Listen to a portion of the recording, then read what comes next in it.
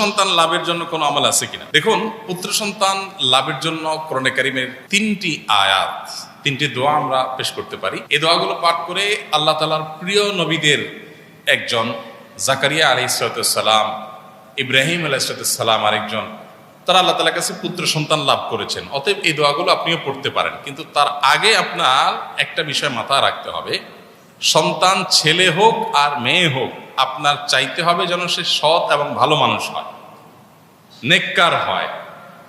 আল্লাহ সুবহানাহু ওয়া তাআলার কাছে এই দোয়াগুলোতে আল্লাহর এই নবীগণ নেক সন্তান চেয়েছেন।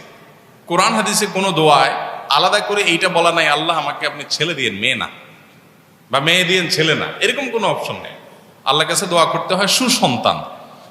আমরা সুসন্তান যদি পাই, সেটা ছেলে হলেও ভালো, মেয়ে হলেও, আর যদি অমানুষ হয়, কুলাঙ্গার সন্তান হয়, তাহলে সেটা